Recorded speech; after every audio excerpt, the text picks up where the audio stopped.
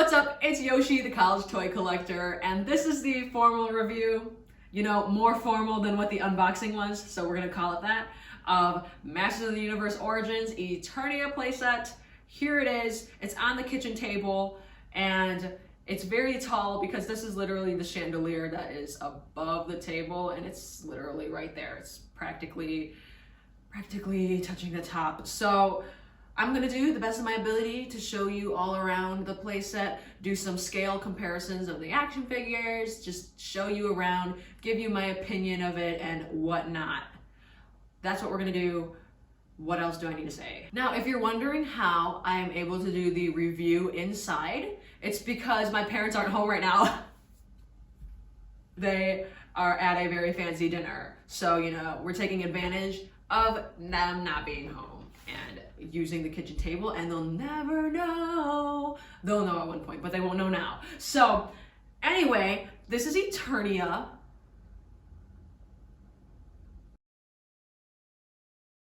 This is the Masters of the Universe Origins Eternia playset that was a crowdfund thing that Mattel did back in, what was it, October 2022? It was like fall 2022 or something, I think. And it went for $550, and you got like a month to back it, I think. I think that's what it was. It was a 5,000 backer thing, and then they had different tiers that if you hit certain tiers, they'd throw more things in. Now, I feel like there was a good divide of like people who thought this was like overpriced and people who thought it was reasonable. And coming from an actual manufacturing background, I have an education in manufacturing engineering, and I also work in the toy industry. I can say that it was a very fair price simply because of minimum order quantity, where when you order fewer things of something, it's gonna cost more to produce than if you order a lot, because you have to train the operators of the machines to be able to do stuff. You have to create the new tooling for the machines. So the less of something, they're gonna charge more because they're gonna have to change what they're making sooner than if you have more of something. That increases price. And then also the tooling cost. The tooling, which is the metal molds that you use to inject plastic into, are really expensive, really expensive. For an action figure, all new tooling is about $150,000 just for new tooling for a completely new action figure. So you can imagine how much this cost them in just tooling. I think this was totally worth the price tag that they were asking for. Obviously, if you're international and shipping added to the cost, that's different, but in terms of just the price, the flat price of what the set was, I think $550 was pretty reasonable for them to ask for. All right, so enough about the manufacturing of this. All right, I think we can talk about that forever if you really wanted to. Let's just do a quick overview of what we have here first, I guess, and then we'll go into like specifics. I'm making this up as I go. I don't do scripts. So we have the central tower. Okay, the central tower is the tallest and biggest part of the playset. I was honestly pretty surprised about how heavy central tower is. You don't really expect it. It's pretty heavy. I don't know what I would estimate it as, like maybe 20 pounds. Is that too much to estimate? I'm not sure. It is like, it's hefty, it's big. And then obviously here's Viper Tower or Snake Mountain Tower, whatever you want to call it. But this is a very cool piece. And then obviously we have Grayskull Tower over here, which is, you know, based off Castle Grayskull. So we have these. From what I know is the central tower is the same size as what the vintage Eternia playset was. Nothing about the central tower is bigger. They kind of kept this the same size. What they made bigger were these two, Viper Tower and Grayskull Tower. They made these bigger so that the action figures can actually fit in there and you could play with it more, because the vintage one, the towers were quite small, so it was harder to play with. So they increased the size of these and they look great. I think it looks amazing. And central tower here looks fantastic. Absolutely amazing. I completely forgot how big it is. Like, I had the opportunity to put this playset together before putting mine together, and I knew how big it was because I put it together. But I forgot how big it was. I do know that the vintage Eternia tracks had the problem of being too brittle because the plastic was probably not plastic you should be using for tracks. Like, it was probably ABS or something, which is like literally not a material you should be using for something that needs to flex a little. So they changed the material here.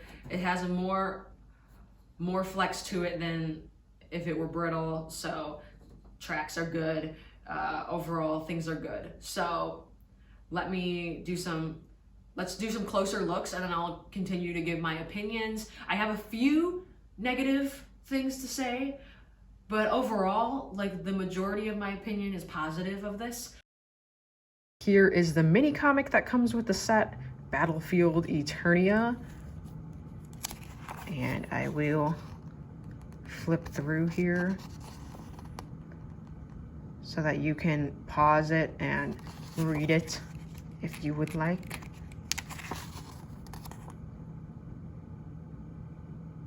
It's interesting art style.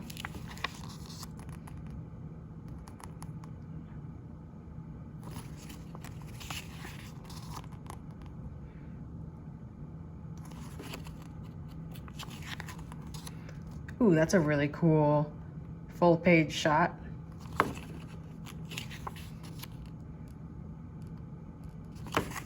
The moat monster. Oh, look there's a B sheet of the moat monster. Oh, that's fun. And there it is. Here is a closer look at Eternia. We'll start with the central tower here. As you can see, the platform is molded in gray plastic. So this base here is molded in gray, and it's airbrushed with this really nice metallic silver color that I think looks really cool. It shimmers when the light hits it, and it definitely was a good choice considering the main tower is blue, because if you remember the sample production that they brought to San Diego Comic-Con, the base was molded in the same blue as the tower, but they thought that the blue, it was a little overpowering, so they thought gray would be better, and I think gray is better. I guess for darker areas, I'll use the flash. Why not? Okay, so the base is gray, but then they did airbrush the inside of the moat. So the inside of the moat is airbrushed with a blue color, which is actually a warmer blue than what the tower's molded in. The tower is more of a blue, like a light blue. It's blue, but then this is more of a greenish blue. I don't know if the camera's showing that as well, but that is what it is. It's more of a greenish blue. You can see this side of the moat, it's got molded in details, and that's just what the side of everything looks like. I really like this sculpted detail. I think that is very nice looking. So that metallic paint just really is sharp. So there is that, and then you can hit this and that'll release the drawbridge, and this is what it looks like under there, which I think it's cute because in the instructions they advertise this underneath the drawbridge part as a hiding spot for the moat monster, which is adorable. I think that's so cute. So there's that. And then here are these little statues that are on the two pillars in the front. I think they're griffins. That's what they look like. I'm not too sure. Is that what you would call these? But here they are. This one is attached to the mechanism. So this is the one that is attached to this mechanism. This one is not attached to a mechanism. It simply just sits on top of here. And I don't know if I am correct. I've seen a vintage Eternia once, but I'm not too aware to know if I'm right about this. But was this at one point a hidden storage area where you can, if you took this off, it was basically hollow inside and you could store things in there? I don't know. I don't know why I think that. Let me know if that is made up or if I'm actually somewhat right about that. So anyway, so yeah, this is the base. what's really cool is the base does come out on the sides to connect to these towers, and these simply just slide onto here. You can transport the other towers by taking them apart so that you don't have to hold all this in one piece. And then here is the other side, which I really like that metallic silver. That is so shiny. And then I think they also advertise this as a Moat Monster hideout. So cute, it's adorable. So anyway, that's that. Moving on to the tower part of the base. This is what the tower looks like. I really like these new hand sculpts that they have here. They added a secondary animation that the vintage playset didn't have. So the vintage playset, just the arms went in and out, but they added a secondary animation to where now the arm rotates and then turns. So it naturally rests like this, which I really like how it rests like this because I feel like that's very natural. And then when the arms close, they turn and then they go in. Really like that. That is a good upgrade. And also the size of the arms look more proportional to the tower. I think the vintage one had a little too small of arms. I love the silver metallic on this. This is just, I'm digging the silver. I think it looks so good and it shimmers really nicely. Like if you have good lighting above this shining on here, I think it looks fantastic. There's this piece over here, and then you can simply pull this and it does that. So let's,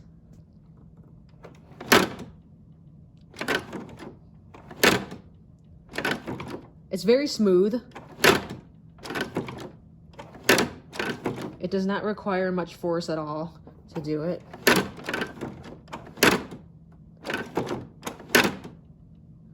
It's very neat. I like how it kind of just looks like the cat is hugging hugging its mouth when the mouth opens like that. But yeah, so there's that. And then here's the bottom jaw. The bottom jaw is like painted red and then has the white teeth painted. Also has that really nice metallic silver outlining the gum line, I'd say. And on the other side, it's outlined in the black. Because what's super cool, like maybe everyone knows this and I just found this out, but the tower represents the heroic warriors and the evil warriors. So the light side here is the heroic warriors, and then the black side is the evil warriors, which is kind of funny because Viper Tower is over here and then Grayskull Tower is over here, but you know, I think that's a cool concept. And what's really neat about this whole like forced shadow on one side is when you actually have it in kind of dark lighting, you can almost not see this side. Like it's very dark. So the forced shadow really is effective when you can only see one side. And I think it looks really cool when it's dark. The eyes here they're probably plastic, but they're like a clear plastic, and then there's an image in the back. So it is, let's see, you can see it there. I think people would refer to them as glass eyes. I don't think they're glass, but it has that cool extra effect. Here's this one. You see it from the side. Really like the way the cat head looks. It looks great. Moving up from the face, it goes just up to the top. I think my one complaint about just this going up is this paint should have gone all the way up here. It shouldn't have stopped at this section. It should have gone all the way up, especially for like the price. I don't see why they couldn't have just airbrushed this all the way. It is interesting because the sides here does have a little bit of airbrushing of the respective color.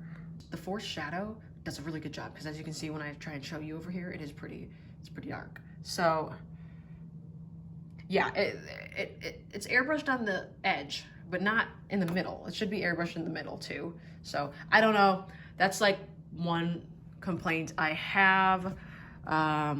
This came like this, so there is like a little bit of it's like nicks or whatever. I personally am not really picky on if there's something wrong with the surface. Here's what the monorail support pieces look like. They're just a this is almost like blue, like perfectly blue. I feel like the central tower is like a light sky blue. This is blue. Here are these. They look like this. And they go all around central tower. And then let me show you the inside now, since this is pretty much a good look at the outside. Now for the back, I will use a flash just so you could see it, because it is a little dark back here. I will say some of my pieces do not have all the stickers on them, and that's because I kind of pick and choose which stickers I want to put on. I really only put the ones on that I feel like are necessary, like it adds the detail that's supposed to be there. But there's some pieces that it doesn't really matter to me. I kind of don't mind the way toys look, like when toys are toyetic. I like when toys are toyetic, so if I didn't see a purpose for a sticker and I'm like, it doesn't do enough for me, I don't put it. So like for instance, this dial here that controls the elevator, this would have a sticker. First off is it is a nice bridge that comes out from the back. It simply just hangs out there and just like that. And it's removable, obviously.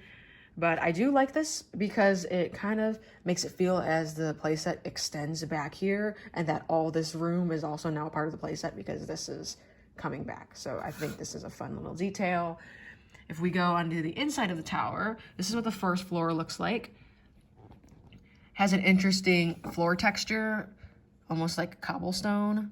It's got these interesting graphics up here where you apply stickers here.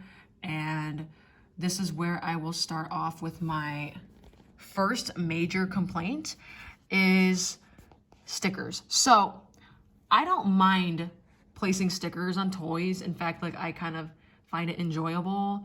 I build a lot of Lego, and you know, Lego sometimes has stickers, and I don't mind it at all. Like some people absolutely despise it. But I will say with this playset, I feel like taking that statement back, because these stickers are so unforgiving. If you misplace even just a little bit of it, you screw it up. It gets screwed up. So you have to almost glue what you made a mistake on. So, not to mention, obviously some are awkward and hard to place. So the thing is, it's not perfect. This isn't perfect, as you can see. I had a mess up here. So stuff like this, that's a little disappointing for what the price is. You either need to make the stickers more forgiving, or you should have them factory applied. They should be factory applied in the spots that are difficult to apply, and they should be more forgiving. Like this is the most unforgiving stickers that I have dealt with on a toy, I feel like. Just the fact that when I tell you, it's not like I placed the whole sticker down and then it caused issues. No, I placed like a corner, a tiny corner, and then I wanted to readjust it and I couldn't because it's the way the stickers are. So that's my first major complaint is the stickers. So there's that. I feel like a majority of the ones I chose to actually put on there were fine, but there are some that were issues, and it's unfortunate that they were issues. Moving on from that, this is the elevator. There would be stickers here, but that was another thing that I thought was really unnecessary, and I like it like this. I did put this one on there, so there is that sticker, but here is what the elevator looks like. It is a pretty neat system where it's just on this really long bar. There's the elevator system, and you simply just roll this and it moves it. You can also manually do it. If you manually do it, I don't feel like it's stressing it out at all. So yeah, there's the elevator. Move up to the second floor. There is what the second floor looks like. More stickers. Now, a majority of these ones were not too bad, but there were some that I swear do not fit in their place. They didn't fit in their place as well as they should have. I was trying to align them, and I was realizing that it was just slightly off, and that was enough to be annoying because it's not perfect. So there were issues. I had a bit of an issue with that one, and then, you know, for the most part, you know, I was holding my breath here with the stickers, but that's what this floor looks like. And then there is a computer on the wall here that you just snap in, and then those are all stickers. I had no problem with those ones. I mean, they were all pretty easy to access. Like, we'll get to the ones that I thought were absolutely insane, that in terms of accessibility to put them on. But this floor has the chair that slides on the ceiling. So here's what this looks like. There's the chair. It's kind of futuristic. It reminds me of WALL-E, honestly. Whether that's a good thing or a bad thing. But that's the second story. So it's basically kind of like, I don't know, a computer module, if you would call it that. And then the third story is where the weapons rack, as well as this Horde Trooper dummy are. And the Horde Trooper dummy is just on the top half of the chair. So whenever I move this around, it moves the top as well. And this Horde Trooper is not fixed in place, so you can pull it out, twist it, reposition it on how you want it to be on here. So that's what this looks like. It's like silver plastic. And it's just, yeah, there's how it slides on the floor. And then there's just a sticker there. And then there's these two stickers here, which I decided to just put them because whatever. I didn't really see any purpose to that, honestly. But the weapons are cool. It comes with several cool weapons, and you can put them on the back of the wall here. So I just kind of have them back here if you can see them. Here's where even more sticker problems occurred. The final story, which is the roof, I suppose. Yeah, this is ridiculous. This is horrible. When I tell you that it was challenging, it was challenging. So don't think I just recklessly placed stickers and then, oh man, I have a problem now. No, this was hard. I want to say the floor here, this one caused me the most problems because I think some of the cutouts were not perfect, which is absolutely ridiculous. That shouldn't even be a thing. 90% of these were good. I got 90% of these looking all right. These two, I don't know what happened. So now I'm gonna have to glue this down and glue this down. That is a really big issue. That's probably my biggest issue with this whole thing. That's horrible. Like, that should not be a thing at all. So yeah, stickers will be the #1 complaint of this entire playset. Here's just more of that elevator. This is an additional notch for if you want to make the track only go around the central tower. There's another thing you can clip on here, and you can make the track just go around the tower in the middle. But I do like the sculpt work on this. I think this is fun. This is the only sticker that I decided to put on this middle piece because I didn't think the other ones were really necessary. But this just wraps around here like that. There are little holes in the floor for this ladder piece, like with a ram's head skull, to where you can place it in different spots. So you can place it here, place it there. There's also, if you go up here, you can place it here. That, this floor has it too. So there's just a bunch of different spots you could place this thing. I think that was a good look at the inside of the center tower. While we're here, here's the vehicle, whatever you want to call this, that sits on the top of the center tower. It kind of is just on a platform, and it doesn't clip on, it just sits on top of it. But it's got cool sculpted detail. It's got like the metallic sheen. I do like the sculpted detail on the plastic. The stickers on this one were not hard to place, so it's got that going for it. And then here's what this looks like, okay? So this window is hinged, so you can do that, I guess. And then There's also like spring-loaded missiles that come out of here. I can place that back up here. Literally a chandelier. Look at this, isn't that crazy? Okay, so I'll just place that there. Moving on, let's take a look at Viper Tower. This is the snake that is on the top here. Here's what the sculpt looks like. See that the inside of the mouth is painted and looks really nice.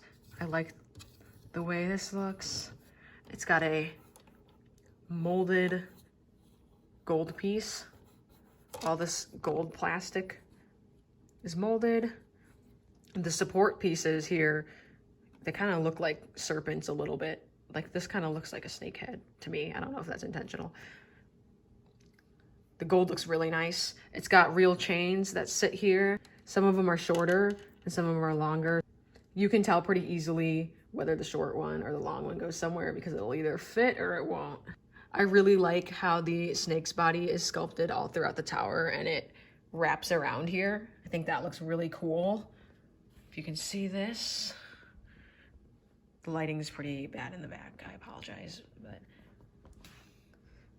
the main rock formation here is a brown color and it's got airbrushing to have like some lighter brown as well as some darker brown spots that are kind of almost more black. And then there are sculpted details. Like there's a really cool snake detail there.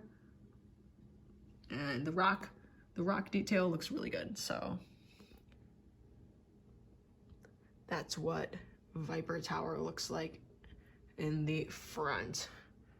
So let me show you what it looks like on the other side.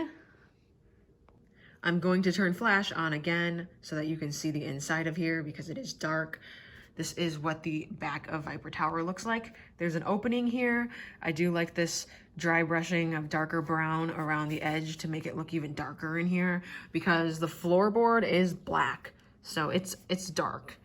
It's a literally black molded plastic and it's got some cool sculpted detail, stonework, and then it looks like there's almost like a grate over the stone. And then it's got this handle here. There's this handle that you snap into here when you assemble it.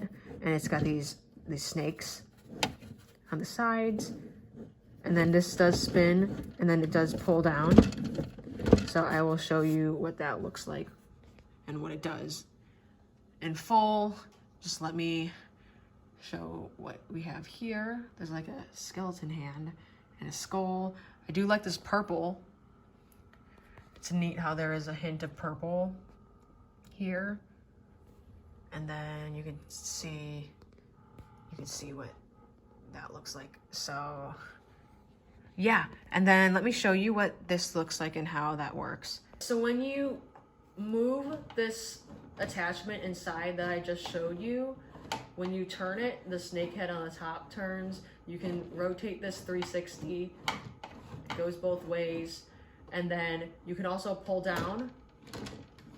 And when you pull down, it causes the snake to lunge and open its mouth. So you can attack the tram. The vintage one had the spinning, but they added the lunging feature to this one to add that extra animation, which is very fun. So that's how the snake works on Viper Tower. I'll show you Grayskull Tower now. Here is Grayskull Tower. This is what it looks like from the front. It's got this really cool gate molded in a greenish brown almost, and it slides very nicely up and down. And then if you can see inside there, the base is molded in gray and it has that same texture as the Snake Mountain one, I think, where it's got the grate over almost a stone pattern. I'll show you this with the flash on in a second so you can see it. Here is the inside with the flash on, so now you can see the detail. There's a chain link And then, yeah, there's like stone detail. You can see there is another door back there as well. And then that just closes like that. Moving up, you could see the stairs here. These aren't decorative, more so than useful. Obviously, these aren't really in scale with any of the action figures because they would need to be pretty big for this to be in scale. But the stairs have a nice green airbrushing. The Grayskull tower is more of like a blue-green color. This is more of a yellow-green. And the stairs here wrap up around the tower, and then they end at this window here. So it's like a weird drop-off point almost. It's got some windows, and then it has a castle top on the top. And then this is what it looks like up there. You can have people stand there or place things here. I want to say Point Dread fits here. Don't quote me. I feel like I saw that. This is the side. It's pretty wide back here because this is really a functional dungeon.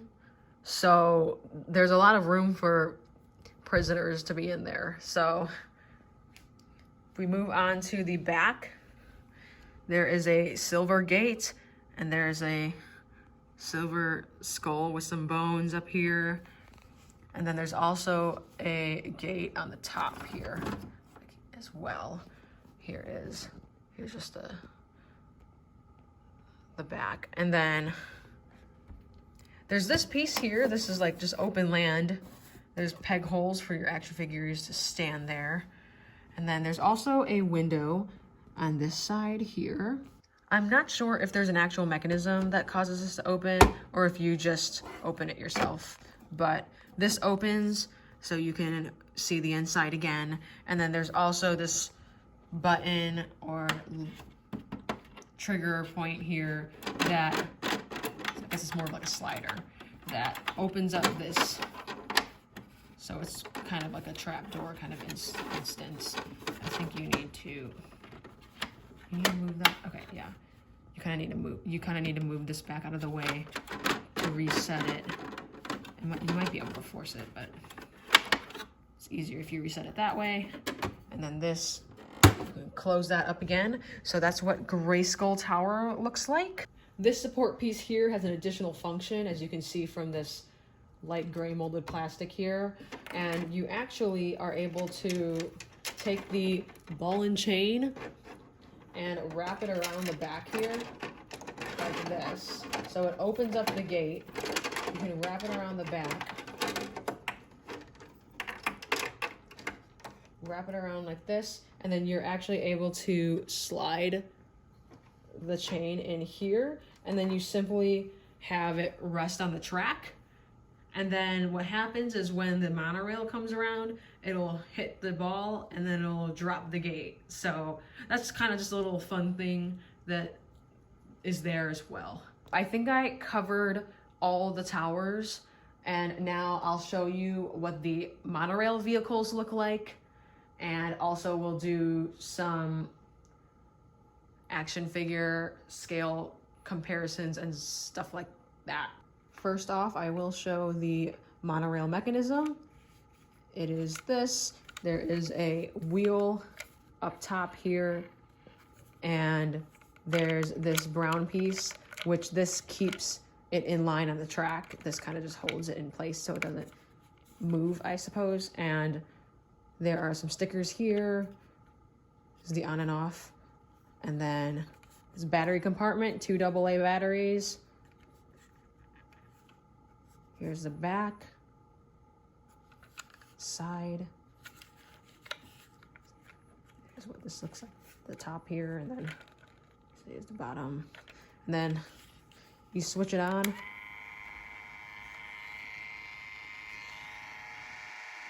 You switch it on and the wheel rolls, and then you can turn it off. Here is the first vehicle that I'll show for the monorail. This is the Space Shuttle. I assume the heroic warriors would ride this one typically. Honestly, it doesn't matter. Like, you can have the evil warriors ride this as well. But this is what it looks like. It's got a gun on the side, or a turret. And it has a translucent black window that can open to reveal the cockpit inside. And here's another sticker complaint. These stickers were incredibly hard to place because of the awkwardness. You can see that. There's several in there. And especially this sticker here, that one right there, incredibly difficult to place. So, you know, some of these could have been factory applied. But here's what the back looks like. It's got some sculpted detail and then some sticker placement. And the back actually opens up as well.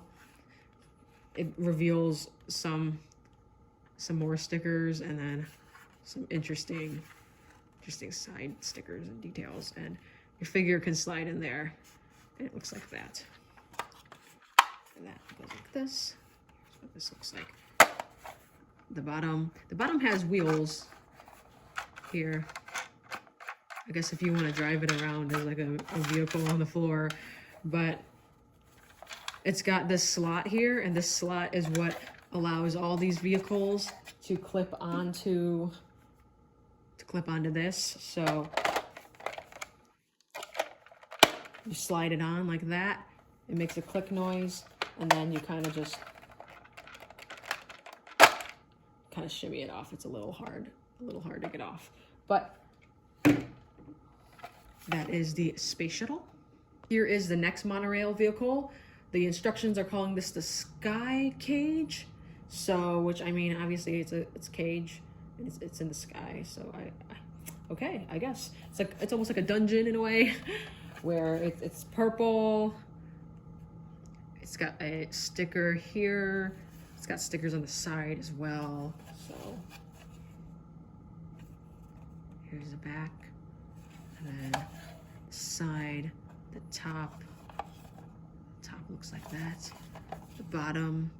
Now these were really weird placements because they indicated to put stickers here, but it's weird they don't have an actual outline molded into the plastic. It's kind of like you just place them there, which means you gotta like center them yourself, which is fantastic.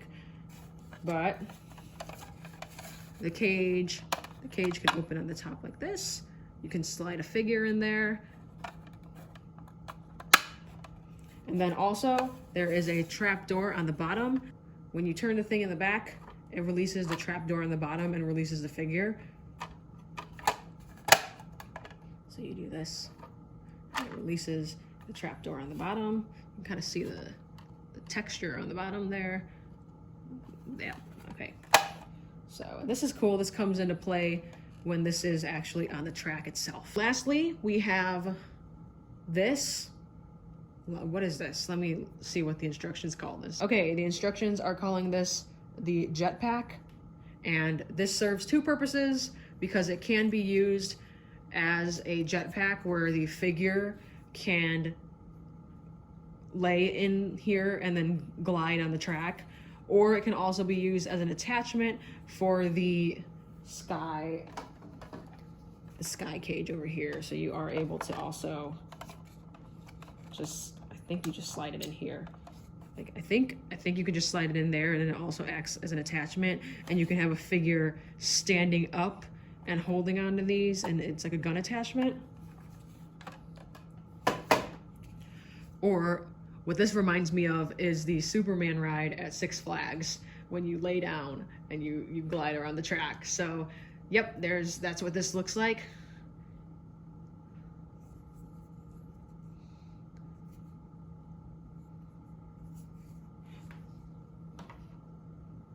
Now let me show you the accessories.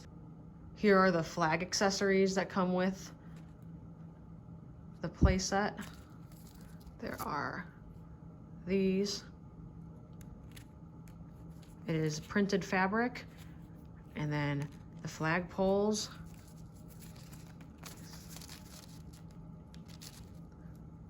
The flag poles here are molded in gold, and these attach to the top of the tower, and they are able to be removed.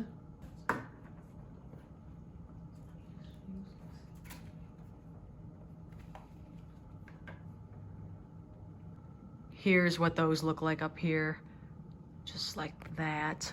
There is also another one of these guns that you saw in the weapons rack in the center tower. There's another one that I have here. There's also this gold stingray, which you can just put in the moat, I suppose. Put that in there. There are some of these pieces.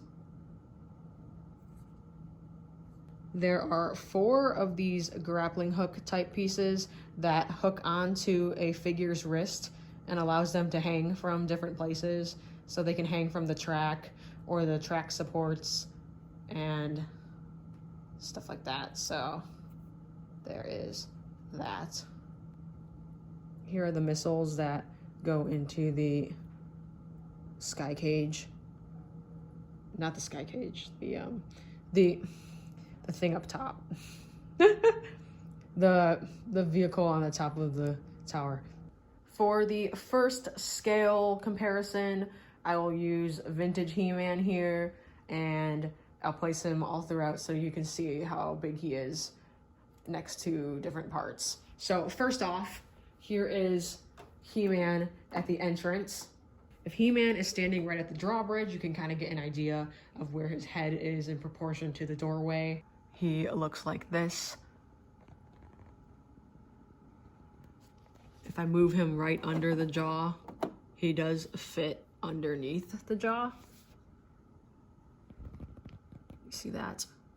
And then if this is positioned correctly, which I'm gonna try, you should be able to do this. It's a little hard though because the jaw needs to open too, but his head is in the way. But then if I move him in front, it's almost like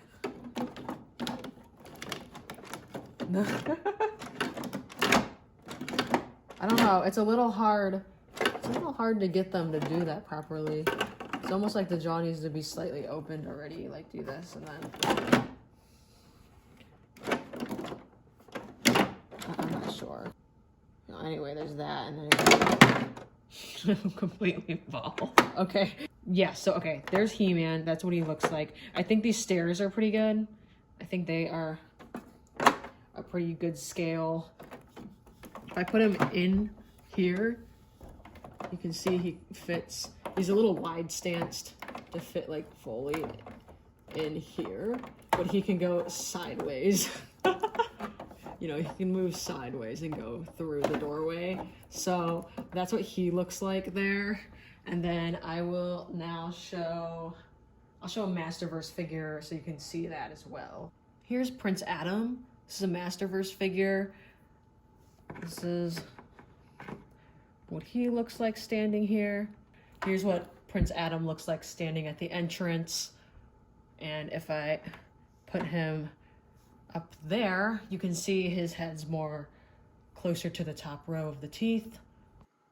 He looks like that. You can see how he's there. If I move him under here, he can't stand under there. He can't stand under the entrance. He's too tall. He can stand inside. He can't stand in this doorway though. And then here's a bigger Masterverse figure, Beastman. And then you can see what Beastman looks like. Here's Beastman. And then if I put him up here, he completely covers the front. So there's no way that he's fitting. He can't fit here at all. So that's what he looks like. Here is what He-Man looks like standing in front of Grayskull Tower. And then he can fit inside very nicely. That's what he would look like standing inside. You can still see his entire height in there. You could fit a lot of figures in there. And then if we take Prince Adam, he looks like that. His head is a little taller than the entranceway. And then he stands comfortably in here too, but you can't see his head. You can only see his shoulders. Beastman again, since he's just a big character, that's him in front of the entrance. And then shoulders are like the same width as this opening. But let's see. He can stand. He can stand in here. That's what Beast Man looks like in there. Literally, that's his chest. He's a bit big. So you can cage one Beast Man in there. I came up with a lighting idea that sort of works back here. Here is what a figure looks like at Viper Tower. There's quite a lot of space above his head, I feel like, and then he can fully fit inside of here. You can see what he looks like inside of there. There's a lot of room there.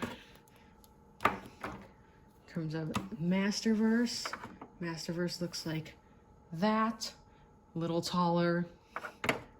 Doesn't fit in the doorway, standing fully straight. Does fit inside.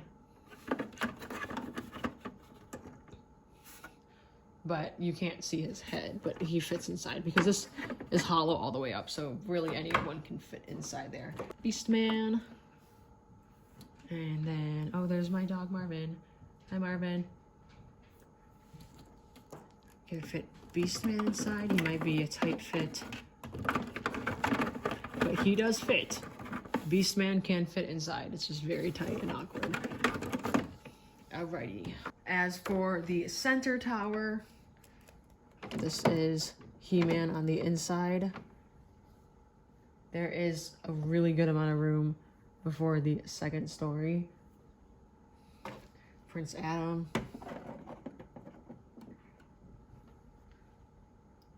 And Beastman. Here is what these three figures look like inside. As you can see, Beastman's the tallest of them, and there is still room to spare above his head. So they fit really nicely. Here is the height on the elevator. Obviously, the vintage figure doesn't have the pegs on the feet, so I can't plug him in, but that's what he looks like there. And here's what Prince Adam would look like. So he's taller than the elevator, but he can still ride it.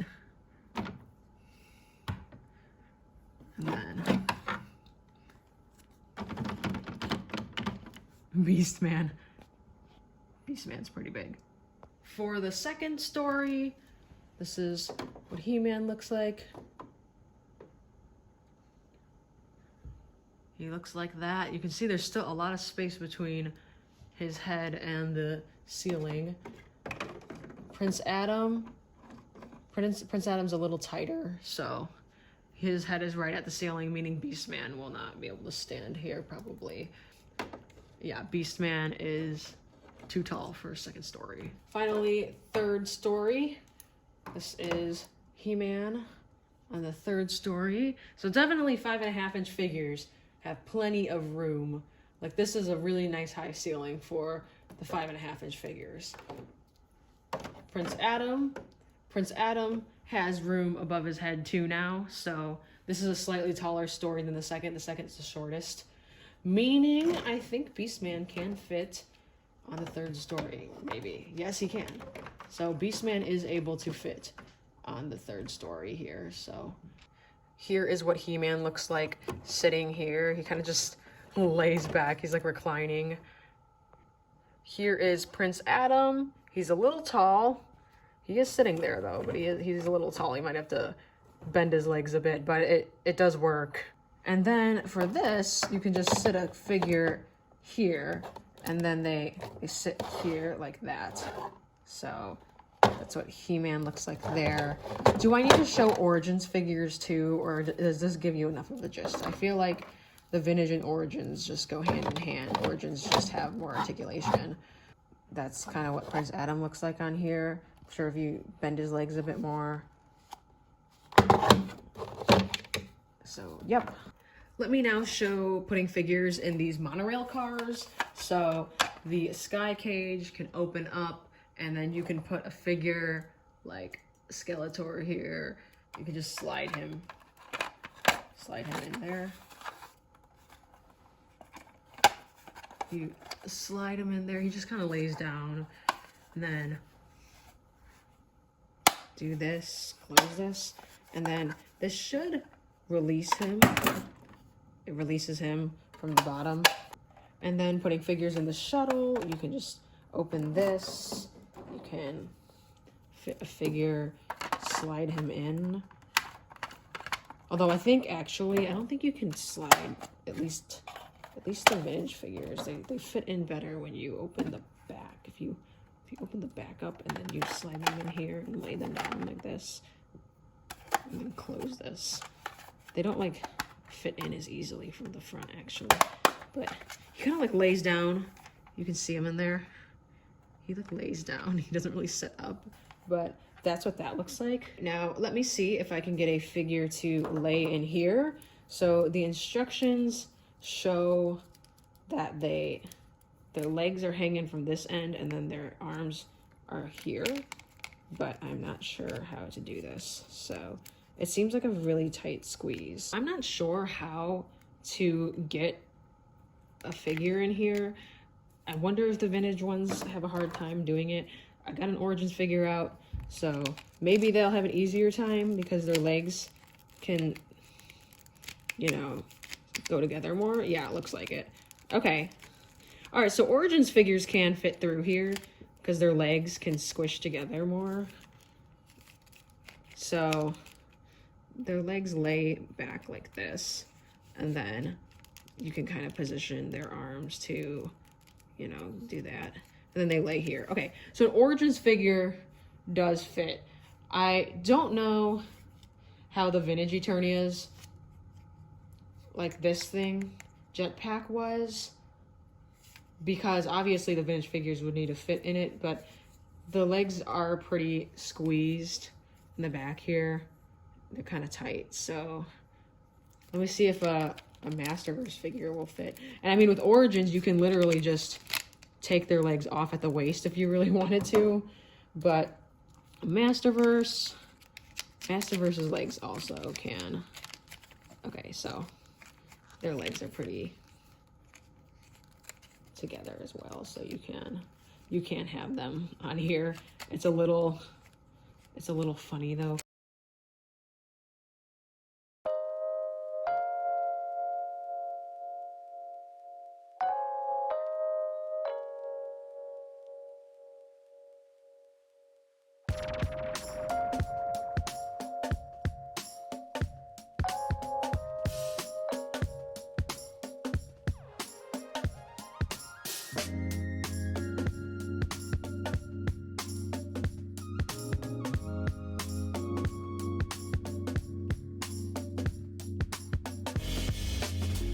Here's just a really strange setup. It's nothing too crazy, honestly, but just to give you an idea of how you can populate Eternia, I guess.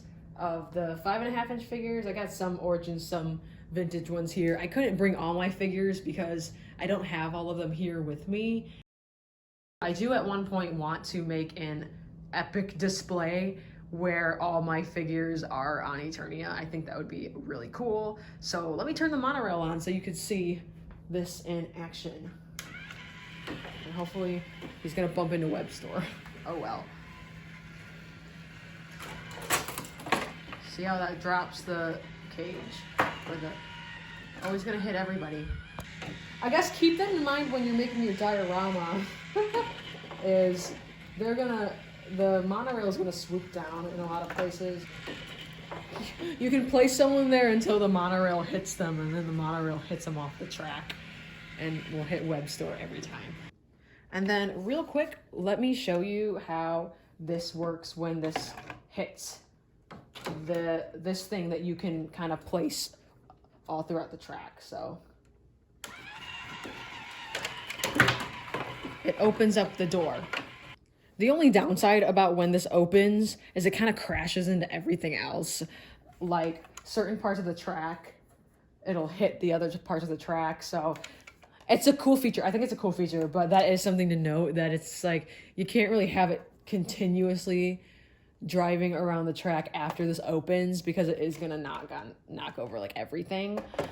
Also, something I did realize when placing this piece here, this piece here hits the red thing in the back, and then that's what triggers this.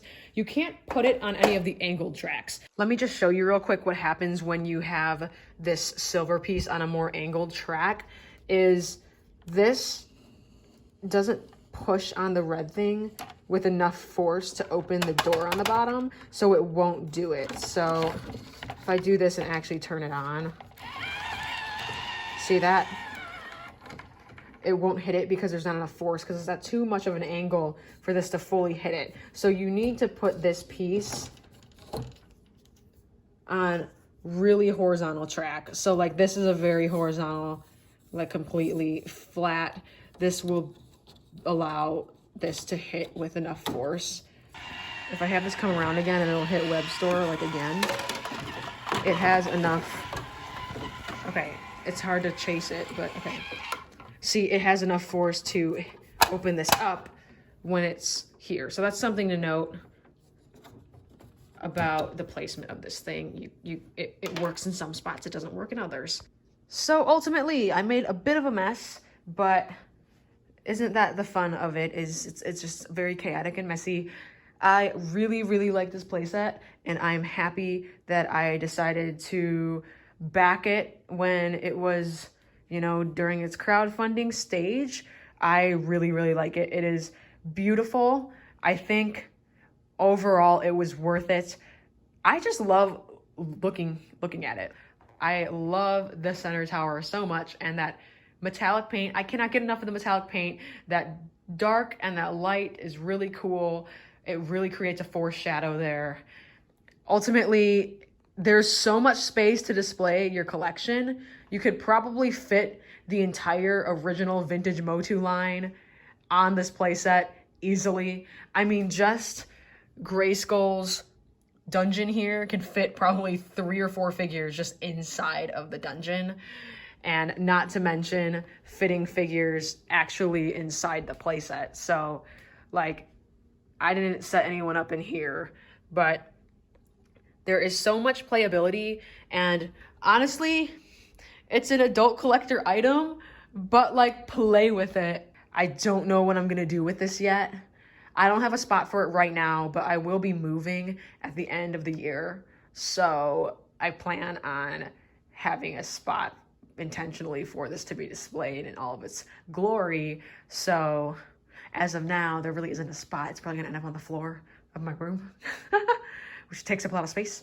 But there's big plans for Eternia in the near future for giving it a proper display, because this is beautiful. Like, I don't want to just hide this away. So yeah, let me know what you think. Let me know if you bought an Eternia and what you think of it. And yeah, I don't really have anything else to say. Before I go, because I was wrapping up, I also wanted to show the poster, a better look at the poster, since, you know, the unboxing kind of wasn't like the best look at it, but it is metallic-y. I'm not going to take it out of the plastic until I can get a frame for it, because I definitely want to frame this, but it is so cool.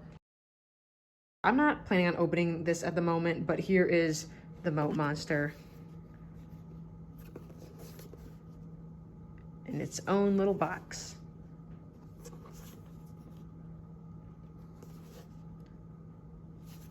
So yeah, there it is. Thank you for watching this review. I hope it was decent. It's definitely not the best review of Eternia out there by no means whatsoever, but it's something, right? It's something. So gives you just at least another perspective of somebody else reviewing it, as there's many people who probably have already. But yeah, that's Eternia. I'm gonna leave it at that.